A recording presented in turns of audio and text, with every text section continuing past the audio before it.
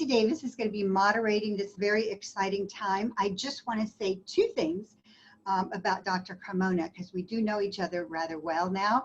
And he was the person that I think really inspired a lot of the work that we have done with the Global Wellness Summit and the Global Wellness Institute. Rich, you probably remember, you were you were the keynote speaker at our second summit in New York, and you got a standing ovation, but it was the one line that you shared with all of us that absolutely got to me, and I've never forgotten it. And what it is you said is that 70% of doctor visits, because you're a doctor and you've seen a lot of people, and the costs are preventable with lifestyle, and that we could save all that money and save all that misery. And I just thought, I went up to you afterwards and said, are you sure it's 70? Did I misunderstand? Maybe it's 7, but no, it's 70%. So that has been something I've never forgotten. And then the other thing, and I'll just mention behind me are my moons for our Wellness Moonshot, a world free of preventable disease that, Rich, you helped us launch, actually very much so when we did that in Palm Beach a few years ago. So you might be mentioning it. So in case you do, there are the moons for 2019 and 2020. And now over to you, Nancy Davis. Take it away. Okay, thank you, Susie. Good morning, afternoon, evening, everyone. I'm going to give you a few logistics about how we do our Zoom calls and then introduce our distinguished guests this morning. So as Susie mentioned, and you know, Beatrice has muted everyone and we're going to keep you muted. It's really necessary for a group of this size. We eliminate all the background noise and issues that can come with a Zoom call. If you want to see what I see, which is this glorious mosaic of people from all over the world, then the top right of your Zoom window has an option to choose the gallery view. And if you do that, you'll see this wonderful checkerboard. If when Rich is speaking, you prefer to see Rich prominently on your screen, choose the speaker view in the same section of your Zoom screen. Because we are a large group, there are many pages of people. And on the center right of your Zoom window, there's an arrow. And if you click that, you can scroll through all of the pages. Also, many of you have already been posting in the chat window, bottom center of your Zoom screen, there is an option to chat. A window will open to your right. That's where we would like you to post comments or questions that you might have throughout this call. We'll be looking at them, aggregating them, and trying to get as many of your questions as possible during the time that we have. If I read Dr. Carmona's resume, it would take up the rest of the time we have this morning. So suffice it to say, he's lived a life of service, both public and private. As 17th Surgeon General of the United States, Dr. Carmona led this country to war with big tobacco and made health and prevention his life's mission. These days, he's on the front lines of dealing with this global pandemic, on calls every day with various governmental agencies, including the Department of Defense, Health and Human Services, and more. And he has the most up-to-date information to share with us today. As Susie mentioned, he's also a star in our galaxy, speaking at summits, being very involved, being an architect of our moonshot. And I've decided that I call him Rich because I am so delighted that we are friends. And I've decided the word enrich means that you know Dr. Carmona. He's brilliant, bold, and brave. And we could not be more grateful that at 6:30 in the morning, he is willing to share information with us today. So over to you, Surgeon General. So much. I beloved Sergeant Major, I call her because she's such a great leader. And first and foremost, before I start, to thank you and Susie and the extraordinary team at Global Wellness for all you do every day. And I just look at all of these great faces all over the world and how you and Susie and the team unite us in a common cause, that of pursuing optimal health and wellness. You know, and I so look forward to the meetings and the interactions I have on a regular basis with all of our friends from around the world, because these challenges we have today do not respect geopolitical borders. We are one. We are one world fighting an invisible enemy, the coronavirus today. And a lot of that intellectual property that we need to do is embedded in all of our members that come to our meetings every year and share information and innovation so we could be better. So I thank you and Susie and the team for allowing us to come together in these tough times and realizing how important it is to aggregate information, to be innovators, to be the force that we need in the world to affect social and health changes. So today, my topic is on the coronavirus. And most of my life, I've been a first responder in one manner or another and been in somebody's uniform most of my life. And to be called back into service now as an older guy was appreciated, but the times are very troubling. So what I thought I would do, and by the title is The Coronavirus, What You Need to Know from Prevention to Recovery. And the reason I chose that, in our United States, the playbook, if you will, the national response framework that we have that gives us guidance as to how to deal with all hazards threats to the United States and our allies and the rest of the world. It's a template that we put together quite a number of years ago after 9/11. During Katrina, we refined it. And what that is a document that talks about all hazards. All hazards, simply defined, are any and all threats to the United States. And of course, it's used globally now. But what I mean by an all hazard is, think about it, anything that's man-made or anything that's naturally occurring. Earthquakes, tsunamis, any type of challenge like that. Man-made, a terrorist event, active shooters. Think about all the things you read about in the papers every day that threaten our country and your country. We are one world that are afflicted with all of these problems, man-made and naturally occurring. And because of that, we recognized a decade and a half ago, we needed to have an infrastructure that was there all the time to be able to quickly evaluate what the threat was, and then what we call surge to meet those threats. Now, the continuum we use in all hazards approaches are, first, we want to prevent. The best way is to anticipate what the problem would be and prevent that from happening. The next would be rapidly respond efficiently and effectively with the appropriate resources to stop the problem. The next step is mitigation. We're there, we're working, we've got all our resources going, and now we try and mitigate. And that's what we are today with COVID. That is, we're looking at vaccines, we're looking at treatments, we're looking at social distancing and all of those things. So we're in a mitigation phase. And we are all endeavoring now to move toward a recovery phase. So you see that every once in a while in the media, we're in recovery, we're going to open the doors, people can go back home, people can start working. Well, it's not as easy as it sounds when people talk about that. And it's an extraordinarily complex problem. So what I'll do is just give you a basic overview of that continuum, let you know where we stand as a nation, but also as a world, because I look at this globally, 7.5 billion people that are all struggling. And there are a few places in the world that haven't been touched by this virus. So the challenge, of course, began in a market in China, and it was a mutated virus. And there's no blame to any country or anything. The fact is that viruses mutate. Virus is an organism that lives all over. This particular virus normally lives in bats in remote areas. And so what? The problem is that virus in that bat is fine, but when it transforms over to a human, it becomes toxic. And so we have a bat, because of, it's believed, trouble finding food sources in their local environment, they start moving closer to humans. And so we call this One Health, the intersection between the animal world and the human world. And most of the infections you read about or hear about every day start in that animal world, and they migrate to the human world. This is another one, a bat that comes in near this market. There's an intermediary host. It could have been a dog, a ferret, uncertain what that is. And then at that point, that virus probably mutates. And what a mutation is, it changes its fingerprint. It changes its genetic makeup. Why? Because that virus wants to survive as much as you and I. And what happens is it changes in an evolutionary manner so that it will get new characteristics so that it can survive.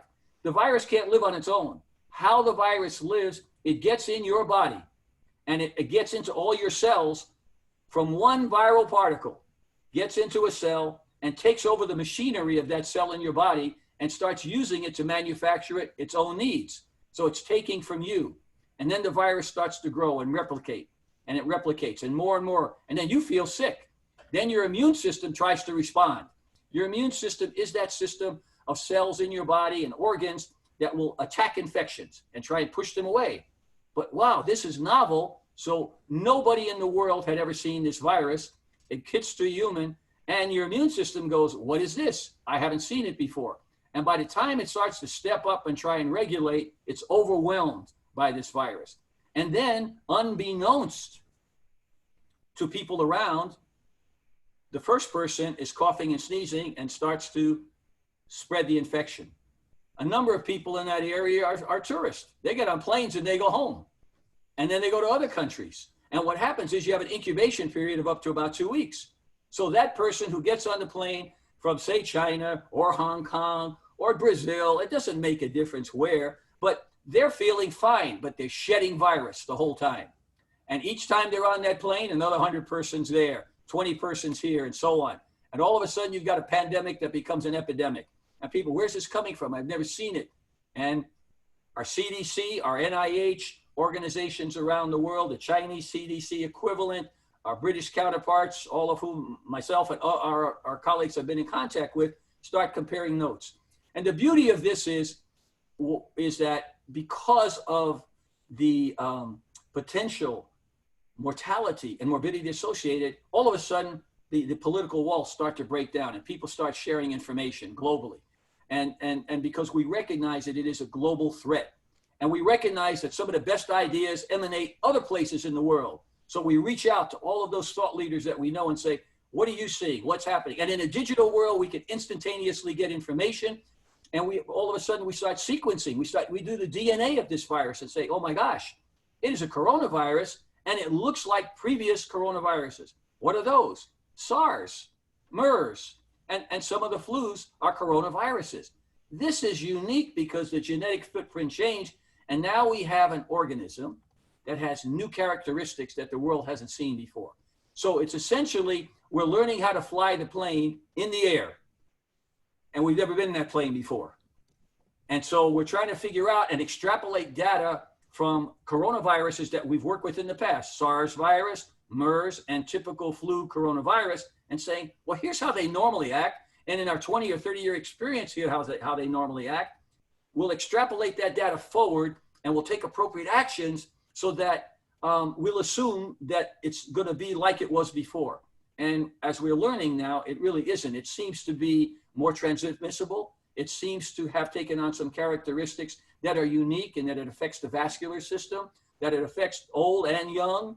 And so we're learning about how this virus is unique in affecting us. But we also recognize that like all viruses, transmissibility is by touch, by sneezing, by coughing, by contaminating the surface areas where you work. And those viruses are just waiting there to grab onto you so they can get in your system and they can continue to live and replicate. So this is a survival thing for the virus. And so with that, you see, we've surged up as a world and we've seen in our own country, I'll use an example, a lot of challenges. First and foremost, I said prevention. So what we had set up years ago for prevention was we actually had a team of experts that were assigned to our National Security Council, which oversees the security of the nation. But years past, who would have ever thought health was a national security issue? A number of years ago, we started realizing that. And so we put these experts on the team to develop medical intelligence. We also had teams at our CDC that did that. Our NIH scientists communicating with other scientists, for instance, in China, all the time exchanging information about parasites, about viruses that can affect them and affect us. We were less prepared because our CDC hadn't been appropriately funded. Our group that was in the National Security Council had been disbanded because, well, things were good. We'll call them when we need them, that type of it. And of course, we were not able to anticipate, and we had to react very quickly instead of, as we did with SARS or with Ebola, acting very, very quickly to prevent it from coming to the United States, but also to help our allies who were struggling. So that was the beginning. And that got us right away from fast away from prevention because we hadn't prevented it, but now we're into response. And that is mobilizing all of our resources, but most importantly, educating the American public and the world as to how just simple travel is what's making this so transmissible and how easily it can spread. And then we see the daunting numbers coming out of the hotspots, New York, Seattle, New Orleans, around the world and other places. And the commonality is mobility. The commonality is the right of an individual in a democracy to do what they want versus the collective right in society to stay well. Those are the political issues and the social issues. And so you tell people, okay, you can't do this, you have to stay home and so on. Well, I don't want to do that. And they go out, and you see it all around the country. We see it in our country where people went to the beach and they were told stay apart and you can walk along the beach and recreate, but they started aggregating and treating it like it was not a problem and everything was fine. They were congregating in basketball games and other social events. And as an epidemiologist or physician or professional, when you see those thousands of people together, you don't see 1,000 people, you see 1,000 vectors. These are vectors who are going to carry disease someplace else. When they get on those planes and they go back home, they deliver that disease unknowingly because they're well for a week or two. And in fact, with the coronavirus, 25% of those affected are asymptomatic. So the person next to you who looks real healthy could be carrying the virus and spreading it. And we don't know that.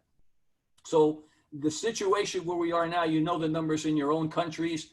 The numbers are still mounting in many places, including the United States. There's no single source.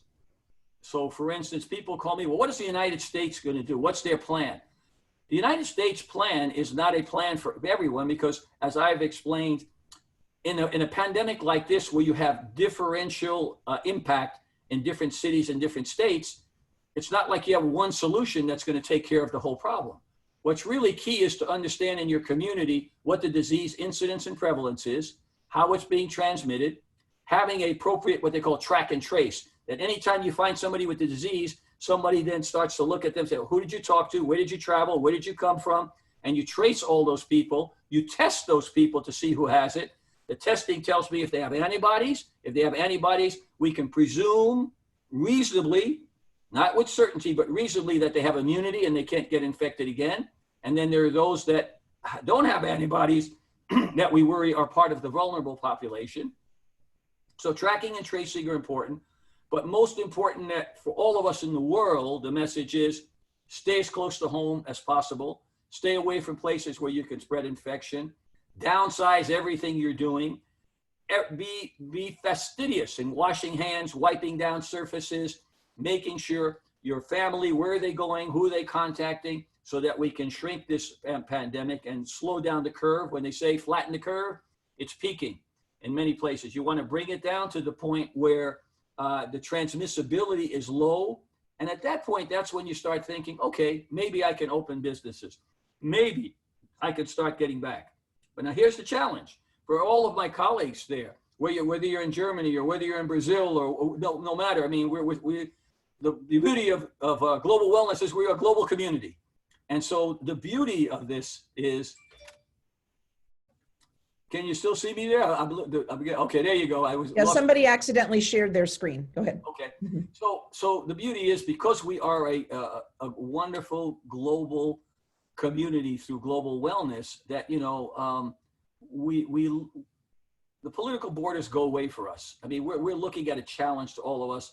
And because we are about pursuing optimal health and wellness, how do we get there when we have this challenge, a challenge before us? So as far as the continuum, I'll go back to prevention, response, mitigation, and we're mitigating now. So let's talk about some of the mitigation steps briefly.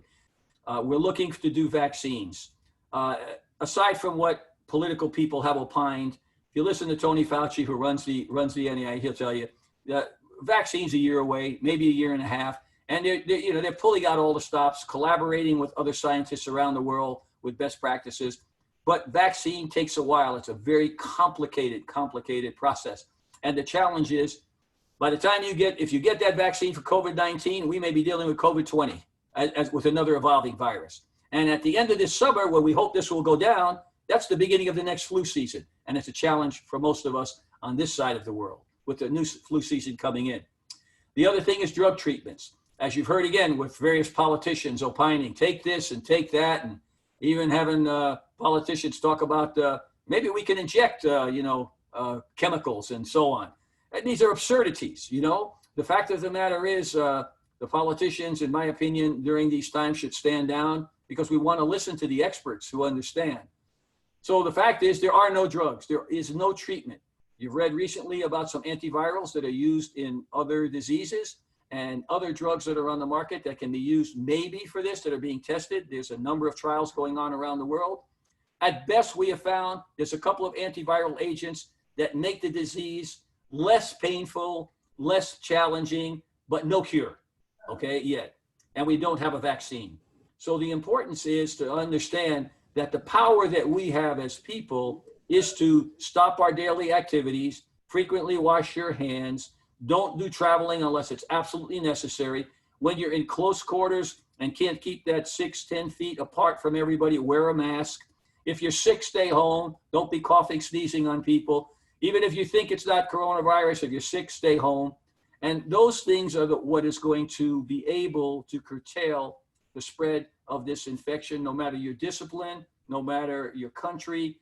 As a world, this applies to everybody. As a world that has thousands of cities and communities, you have to look in your community to see what is the incidence of disease, the prevalence, how's it spreading, where are the people who are infected. Tracking, tracing, testing, and containing is what's going to be the aggregate benefit. When thousands of those cities control it, then we have a nation, then we have a world where this gets extinguished. So no one solution for the world other than the basic public health approach, and then looking at each community. In our United States, even in the state of New York, if you look at the difference of New York City and Albany, it is truly a tale of two cities, and they're only a couple of 100 miles apart. Yet the incidence in one is rather low, the incidence in one is devastating, and the death rate is devastating. So community leaders have to understand that difference and be able to take the appropriate actions, as stringent as they may be. So that's why one city may decide to open up a little earlier than another because their data is better. But there's no simple test here. You have to watch carefully because even if you open, if you start to see a peak in your cases again, you want to pull people back because they're getting out there and spreading and potentially spreading the infection. And so that's the recovery part. Try everybody. And of course, as you know, we all are worried and concerned about the economic impact. But if we pull the trigger too fast and put people out there, then we're going to get another peak and we prolong this. Last comments. History is the prologue to our future. The fact of the matter is, if we look at the 1918 flu, which is very much like this, it was called the Spanish flu, but that was a misnomer, of course, because they called it Spanish flu because the Spanish king at the time happened to get it, but he had nothing to do with it. He was just a victim like everybody else. The fact is that in 1918, more people died from this than in the First World War. And in fact, the war had a lot to do with the transmissibility because young soldiers and sailors were traveling all over the world and going back and forth and inadvertently spreading the infection. In addition, there's a lot of lessons to be learned. Those of you who haven't read the book on 1918 Pandemic by John Barry, it is a historical document, absolutely essential. I mean, it is a public health master's degree book. And it's extraordinary how he dissects what happened. And when you read it, you go, oh my gosh, if we change the date, it would almost be today, 100 years later. And one of the things we learned there are all of the things of social distancing. You see the papers from back then in the newspapers in the United States. Remember, no digital world. Everybody got information on newspapers. And you see the headlines. Business wants to open. Doctor says don't open. People refuse to wear masks. No, I'm not staying home. The economy is more important than my health. All of the things are 100 years ago being reflected. And most importantly, we have a test case. San Francisco was pressured back then to get going. The gold rush was there. The end of it was the state was booming. California was doing great, and this hits. The economy suffering. Commerce is going down. The elected officials are saying, open San Francisco, open the Bay Area. We must, we're going to die from poverty if we don't do something. And you look at that, and it's the same argument. So San Francisco relents, and they open the floodgates early. And what happens is they extend the pandemic for months more. because of all of the acute transmissibility as it was starting to come down. So there are lessons to be learned from the past where we can be more insightful. And I'll close by saying one of the things that's most challenging to me as I look around the world, and especially in my country, I will say, and in speaking with some of my colleagues that you read about in the papers every day, who are trying to do this vaccine, one friend in particular who you've all read about, and I said to him, you know, the irony here, Tony, is that you're working hard as you can to get this vaccine so that we can protect only our nation and the world. I said, but the vaccine that we probably need as much is that of an uncertainty. And the virus, what I call the plague of politics, which may be more virulent than the virus itself because it drives uncertainty and fear in our populations. And of course, has huge mental health challenges where we see suicides going up. We see domestic violence, a whole host of things. And then, you know, not the magnanimous ones that you read about in the papers and a body count for suicides, but what about all the people that are just depressed? What about all the mental health challenges that are below the visible screen, but make people less productive and painful? Part of this virus is that, and part of the exacerbator or potentiator is people who are not thoughtful with their words. They inflame rather than inform. They divide rather than unite. And we need more leaders who unite us around a common cause rather than divide us. And unfortunately, we don't see that universally around the world. And so I'll stop with that, Nancy, and I'm happy to take any questions. Rich, thank you so much. That's sobering information, I would say, and very important. And there's a lot of the chat lighting up with people very grateful for pragmatic information and information that we can trust. I think that's one of the enormous problems in this entire thing is also trust and knowing where and how to get reliable information that, you know, that's actionable for people. You know, you talked about the continuum and that we're really in the mitigation phase. We're figuring out how to deal with everything. I think that we are finding in the wellness world and in the calls we've been having and much about what we have been reading that, and, you know, people are beginning to feel they are more in the reopening recovery phase. Now, is that right? Are we jumping the gun because we are so, you know, desperately anxious to get back to a life we recognize? How do we approach that sensibly? A great question, Nancy. Thank you. As I look at it, if I had to paint the picture or do the caricature, it would be a line with one foot on one side of the line and one on the other, with a person with a question mark over their head deciding, do I stay here or do I go there?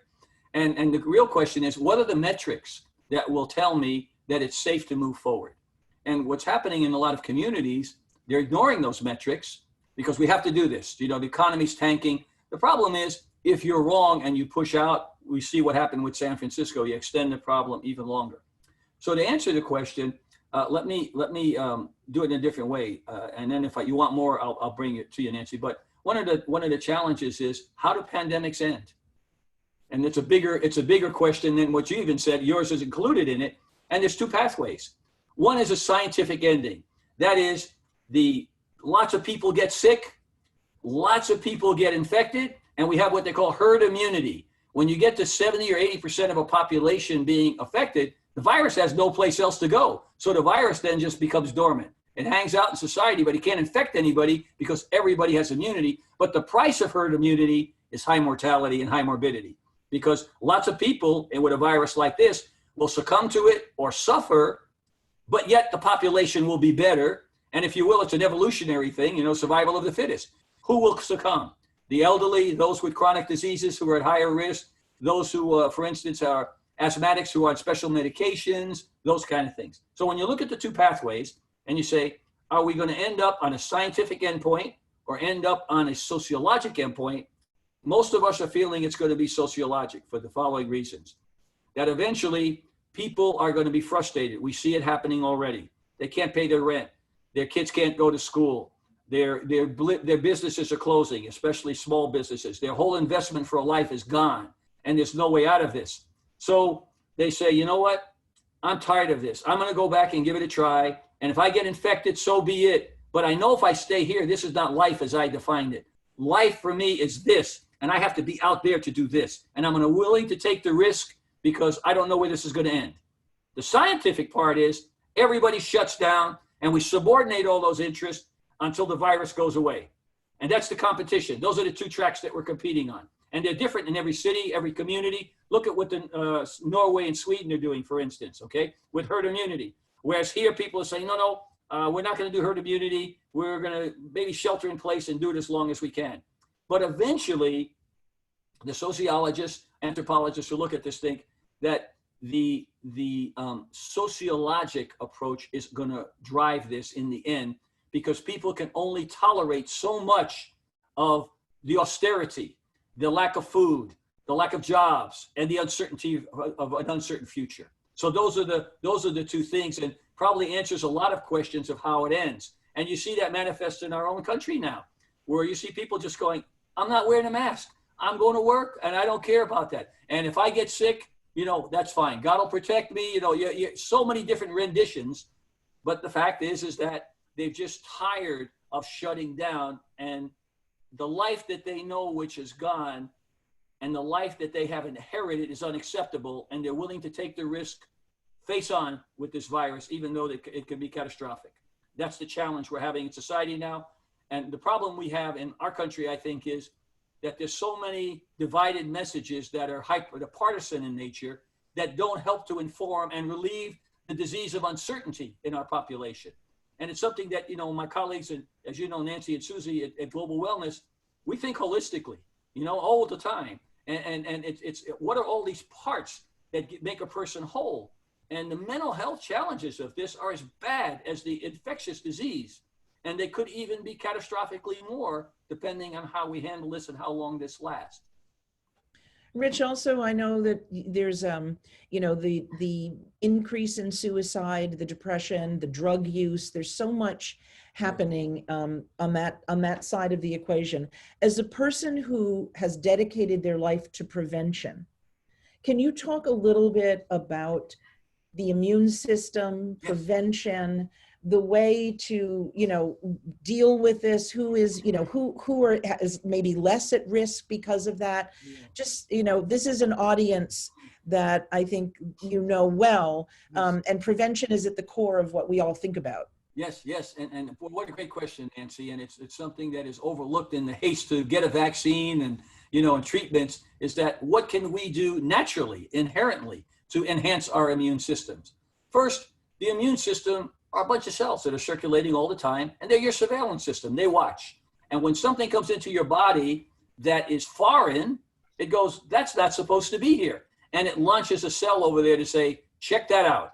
And it said, well, we don't want this here. So it has a way to release some chemicals, and the white cells will get that bad guy and get him out. But if the bad guy is a real bad guy and has unique characteristics that now these white cells can't work against, okay? Because they developed their own immunity to us. And so now they start to proliferate.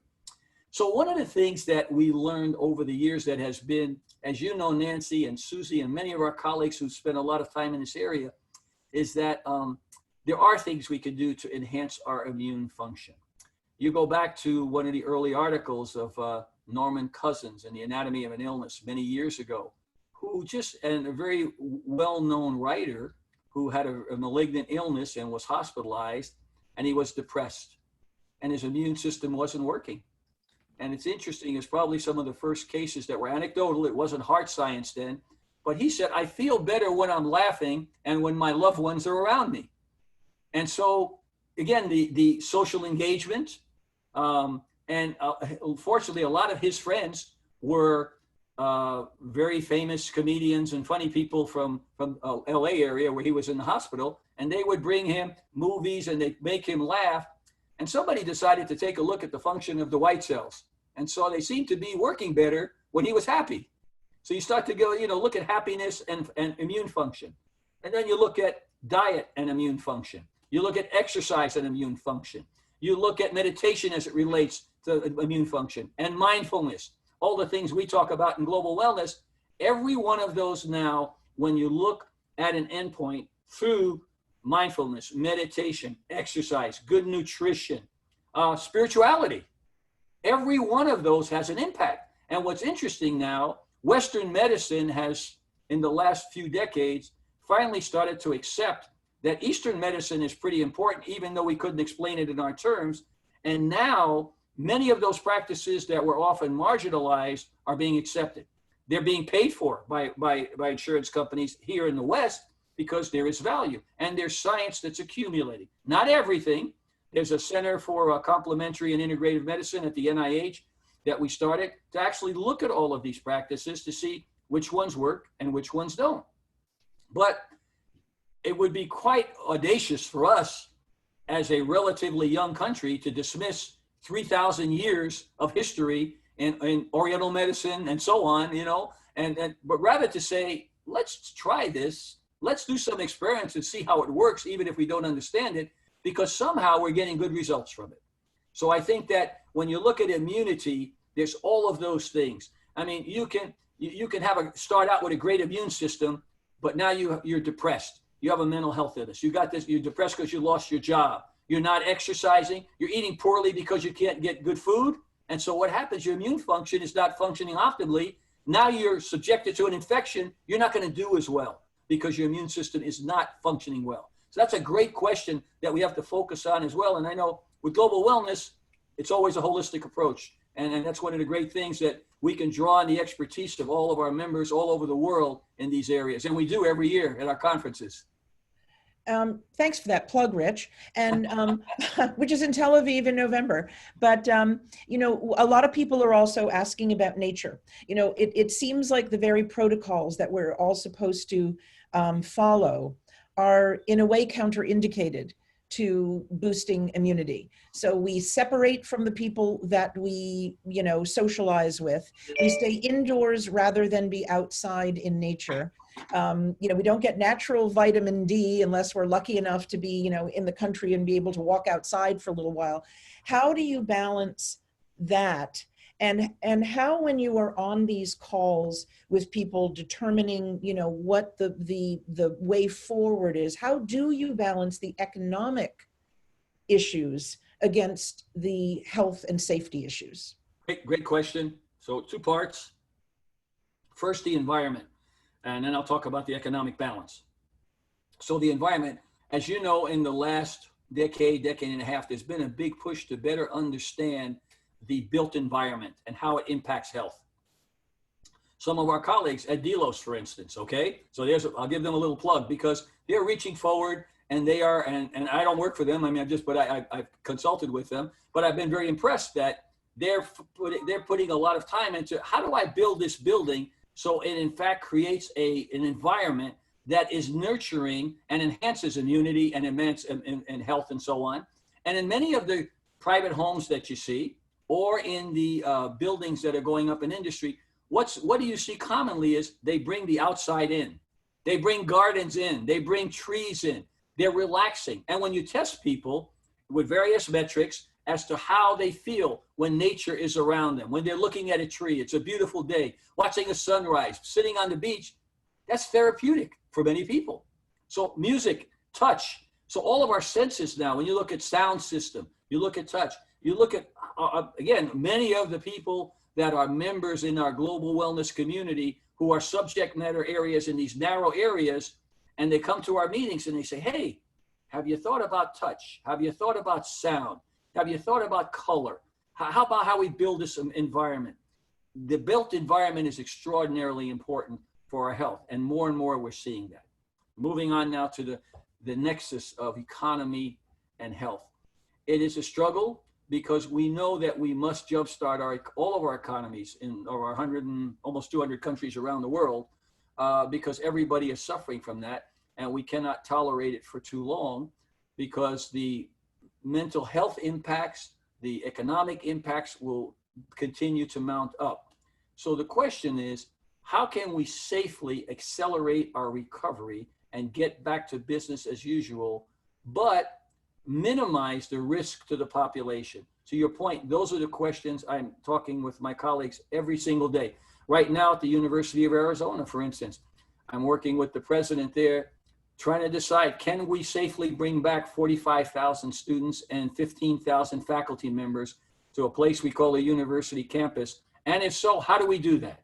How do we prospectively plan for that from everything from A to Z to ensure that these young men and women on our faculty will be healthy and safe?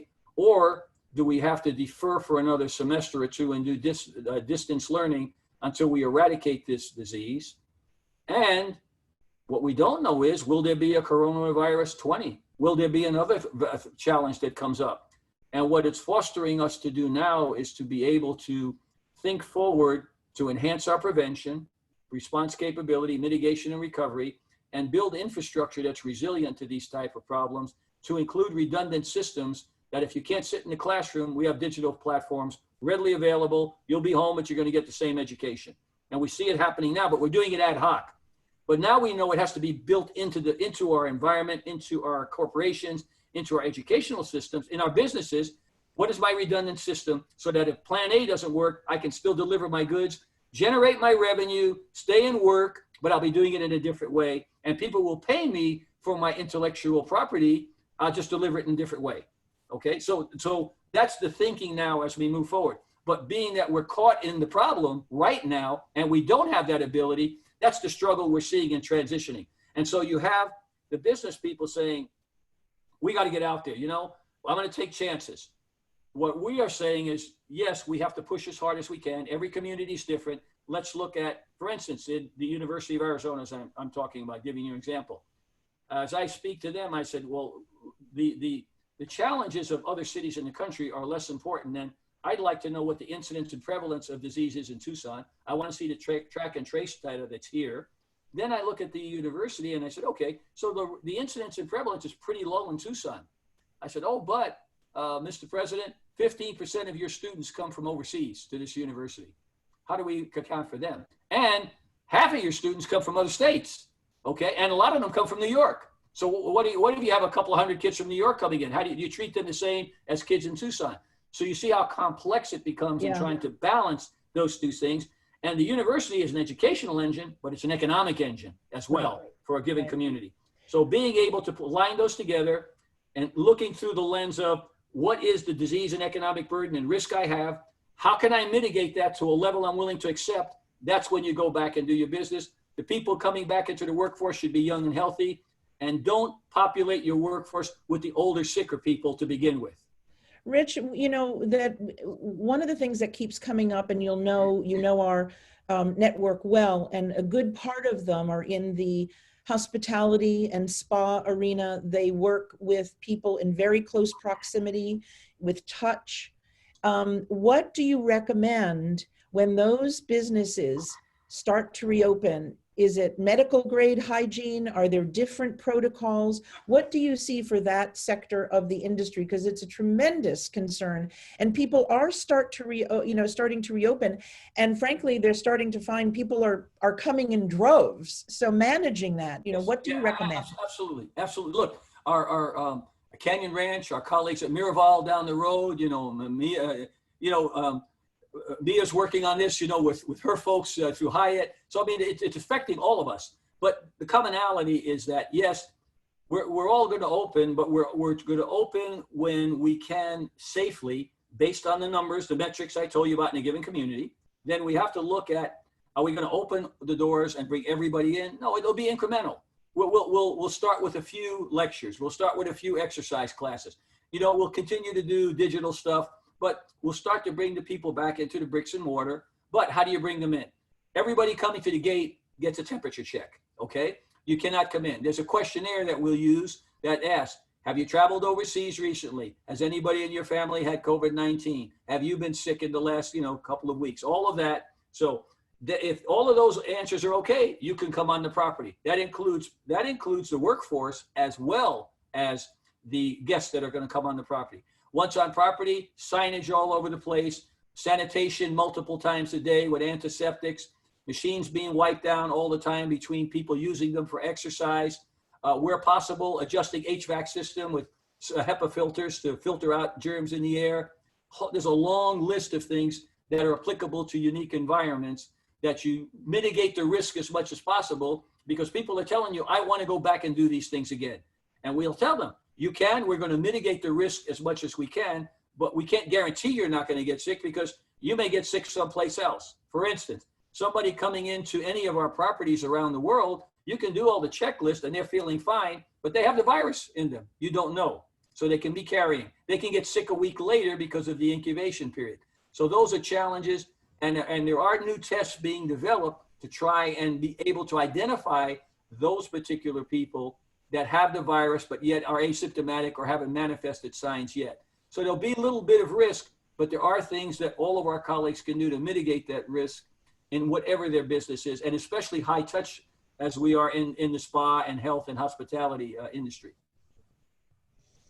In terms of testing, why does there seem to be such a range of who can get tests, where they're available, why they're not widely available? Then you hear about airlines that testing everybody before they get on, where do they get their tests, and how does that happen on a global scale so that people can, that seems to be one way to really control this, and yet it's not that readily available.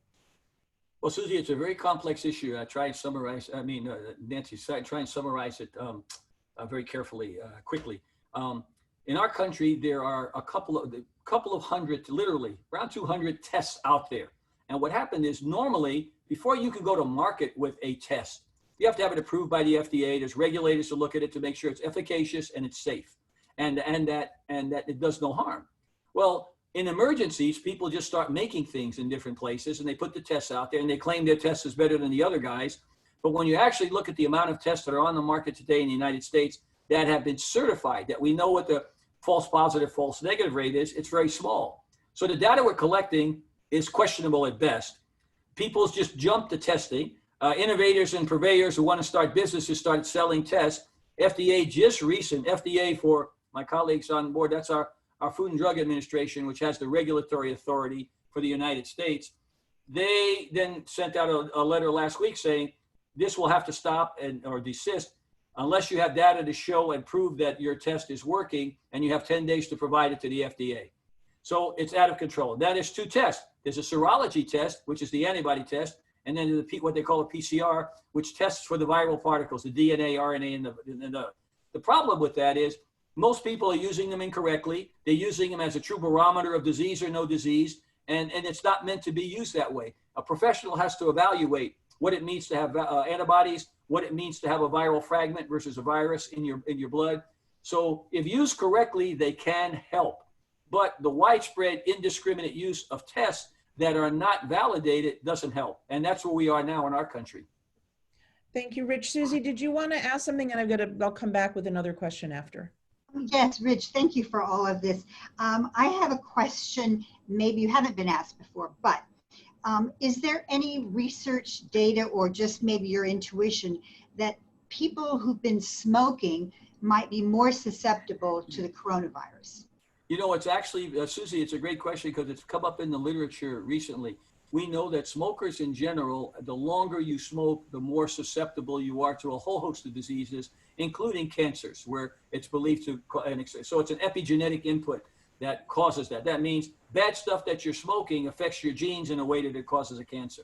So I don't think there's any cause and effect that I've seen, but certainly it has been demonstrated, for instance, if you are a smoker and you have lung disease from that smoking, so it may not be the smoking itself, but the disease that smoking causes chronically, that then you get sick and you get on a ventilator, it's hard to get you off the ventilator.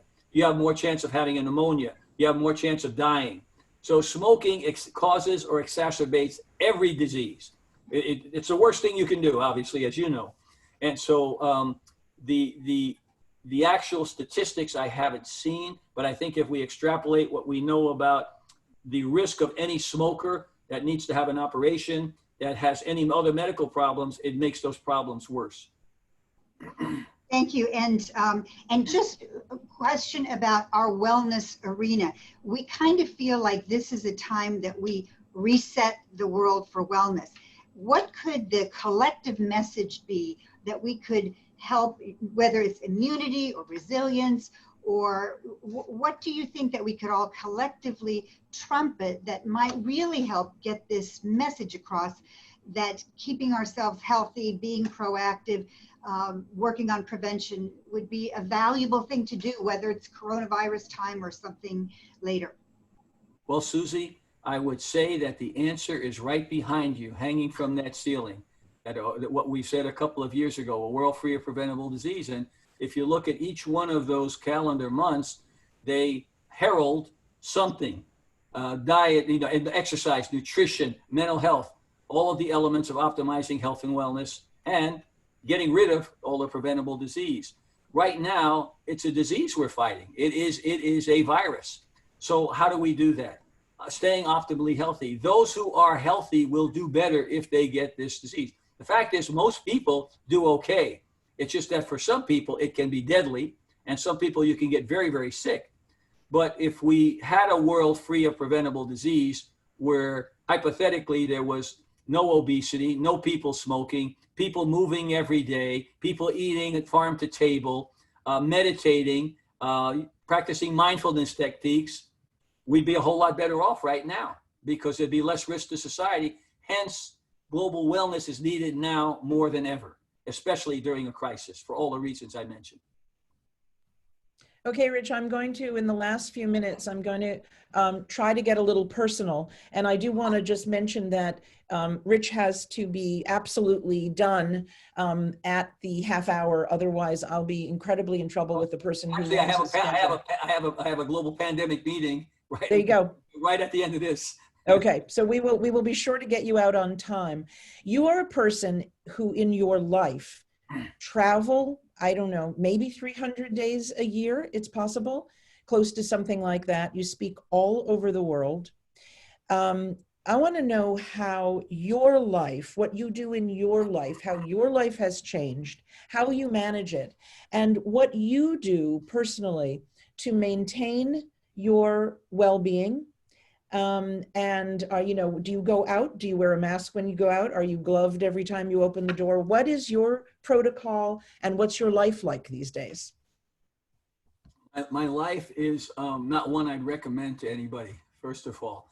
Well, just because 18 hours a day, I'm, focusing more on always health and wellness, but like everybody else, responding to this invisible threat. And so, getting up very early, staying up very late, lots of people with uncertainty calling for help. So, but that's okay. I'm happy that I have the opportunity to help my fellow man, and certainly happy to be on the board and be part of GWS, because it gives us a great platform for using that to push out our messaging globally to the global community that we work in. But for me, first, the basics are, I do some physical activity 5 or 6 days a week, probably an hour and 15 minutes, 5 or 6 times a week. So as you know, when we're at the conferences, I'll disappear for an hour. I go get my workout in, whatever it happens to be. But I do some movement, hour and a half every single day, 5 to 6 days a week. As much as possible, I try and eat farm to table, which is almost impossible when you're traveling. But, where I have a choice, I'll have a salad with some chicken. I will try and stay as healthy as I can with my diet. Sure, do I have an ice cream cone once in a while? Do I have a Diet Coke? Yes, but everything in moderation, not deprivation. But my basic diet is a healthy one. I try and zone out every day for my own little meditation and mindfulness. What's important? What do I need to accomplish today? That helps as well. So that's my basis. Now with COVID, will I wear a mask? If a mask is indicated, yes. So if I'm going someplace where I can't ensure that I'm going to have social distancing, I'll have a mask on. So if I'm walking out in the street or taking a walk down an avenue where there's no people, there's no reason to wear a mask. On the other hand, if you're in a Costco or a market shopping, it's hard to keep social distance because people pass you all the time, and they may sneeze, they may cough. That's the value of the barrier with the mask. Do I wear gloves? Not necessary to wear gloves unless I'm in a high-risk location. Last night I was in a nursing home where I went to see somebody that was very, very sick and passing. Gloves, mask, and if it's very high risk, I'll even have PPE on. I'll have a different kind of a mask on, an N95 or a higher order mask. gloves, hat, and I'll have a jumpsuit on, and then discard that if I'm in an area where there's inherently higher risk. So just depends on the risk. And what about traveling? Have you traveled at all? Are you planning any trips, or Only, you know, yes, Susie, you know, I think you and I live in that world, and Nancy, we're always on a plane. I haven't traveled, this is a record for me for the last couple of months. I have not been on a plane. I've had to go to California a number of times, and I've driven, which is relatively safe. But, you know, I think that in the next month or two, we'll see how safe it is to fly. And if it is, you know, how we do it, it'll still change. There'll be masks, there'll be a lot of hand wiping and sanitation to prevent the spread of infection. So eventually we'll get back to it. It's just how long this virus is going to be transmissible is going to be the determining factor. And we don't want to jump ahead of it while the virus is still out there a lot, because then it'll extend the time we're out. So I don't, in fact, all of my trips have been canceled, and I'm looking forward to Israel, but I don't, you know, we don't know if that's going to happen. You know, I mean, it's one of the meetings every year I look forward to, because of being able to see all our friends and share information. You know, the Lake Nona conference, another one like yours, where, you know, smart people come together with innovative ideas, and that's another one. So we'll just have to see how that plays out. But I certainly hope we can all meet in Israel. I'm looking forward to it, Susie. Yes, we are as well. And just one last question to you, Yes. and that is, assuming you get any sleep at all, what would you say is the one thing that keeps you up at night? Well, Sergeant Major, you remember I told you, and for the people that are listening, I named Nancy lovingly Sergeant Major, because in the military, the Sergeant Major is the one that runs the operation. Where the admirals and generals get the credit, the Sergeant Major and the Senior Sergeant is the one running the operation. And I actually gave her some stripes and said, you are the Sergeant Major of global wellness. So that's why I lovingly refer to her as my Sergeant Major. And the thing that keeps me up at night right now is more I would say the plague of politics as an exacerbating factor in this very terrible global assault of this invisible threat. And we desperately need selfless leaders to unite not only our country and the world around a common cause and stop dividing us. Rich, thank you so much. I'm going to ask Beatrice to unmute so we can let you go on time, but not before a round of applause for your service and your contribution. Yes. Thank you. Carmona, you're amazing. Awesome. Thank you so much. Thank you.